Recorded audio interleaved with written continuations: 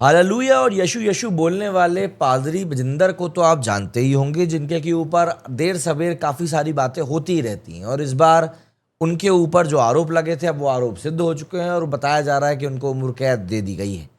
दरअसल यशु यशु वाले स्वघोषित पादरी बजिंदर को मोहाली के पॉक्सो कोर्ट ने आजीवन कारावास की सज़ा सुनाई है। पिछले हफ्ते कोर्ट ने पादरी बजिंदर सिंह को 2018 के एक मामले में भारतीय दंड संहिता की धारा 376, 323 और 506 के तहत दोषी ठहराया था। इस मामले में पीड़ित ने फैसले पर प्रतिक्रिया देते हुए कहा कि वो एक मनोरोगी है, मतलब बजिंदर ने खुद को एक मनोरोगी बताया और जेल से बाहर आने के बाद भी यही अपराध करेगा, इस बारे में ये बात बताई। इसलिए मैं चाहती हूँ कि वो जेल में ही रहे। आज बहुत सी लड़कियों की यहाँ पर जीत हुई है। मैं पंजाब के डीजीपी से अनुरोध करती हूँ कि हमारी सुरक्षा सुनिश्चित करी जाए, क्योंकि हम पर हमलों की संभावना है। पीड़िता के पति ने अदालत के फैसले का स्वागत किया और उन्होंने कहा कि हमने इस केस के लिए 7 साल तक स्ट्रगल किया है।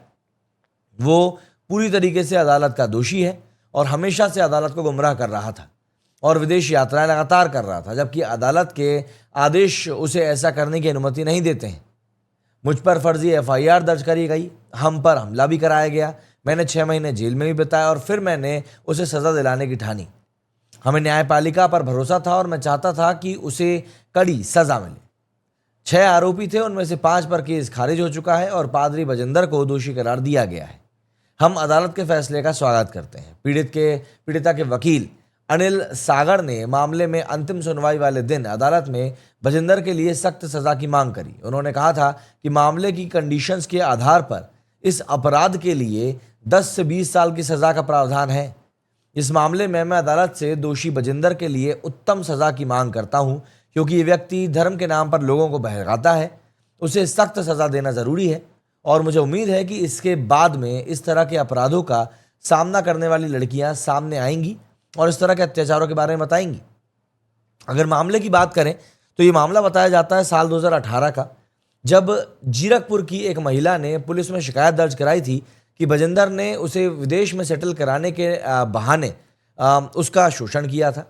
महिला ने तब दावा किया था कि बजिंदर ने अपने फ़ोन में उसका एक वीडियो भी रिकॉर्ड कर लिया था और धमकी दी थी कि अगर वो उसकी मांगे नहीं मानेगी तो वो वीडियो सोशल मीडिया पर पोस्ट कर देगा। इस मामले में बजिंदर जमानत पर बाहर था। जब ये घटना हुई थी उस वक्त पीड़िता नाबालिग बताई जाती है, इसीलिए मामला पॉक्सो कोर्ट में चल रहा था। जीरकपुर पुलिस ने पीड़िता की शिकायत पर जिस तरीके से चमत्कार से बीमारियों को ठीक करने का दावा करने वाले जालंधर के पादरी बजिंदर सिंह समेत कुल 7 लोगों पर केस दर्ज किया था। केस में पादरी के साथ अकबर भट्टी, राजेश चौधरी, सुच्चा सिंह, जतेंद्र कुमार, सितार अली और संदीप उर्फ पहलवान को नामजद किया गया था। इनके खिलाफ पॉक्सो एक्ट की धारा, आईपीसी की धाराओं में 376, 420, 354, 294, 323, 506, 148 और 149 में एफआईआर दर्ज करी गई थी। अन्य आरोपियों को सबूतों के अभाव में कोर्ट ने बरी कर दिया। पुलिस ने चार्जशीट में कहा था कि ताजपुर गांव में स्थित the church of glory and wisdom के पादरी बजिंदर सिंह ने जिस तरीके से पीड़िता के साथ गलत हरकतें करी हैं वो बिल्कुल भी छोड़ने लायक नहीं है। बजिंदर ने उसका फ़ोन नंबर लेकर उसको गलत मैसेजेस भेजना भी शुरू कर दिए।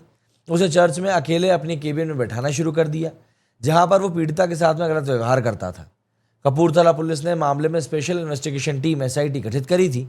बजिंदर को जुलाई 2018 में दिल्ली एयरपोर्ट पर लंदन जाने वाली फ्लाइट में सवार होने की कोशिश करते समय गिरफ्तार किया गया था। जाहिर सी बात है, अब ये मामला लाइमलाइट में अब आ ही चुका है तो इसके बारे में और भी बातें होंगी। आपका लेकिन बजिंदर के बारे में क्या कुछ कहना है, कमेंट करके ज़रूर बताइएगा। मेरे इस वीडियो फिलहाल इतना ही। जय हिंद, जय भारत।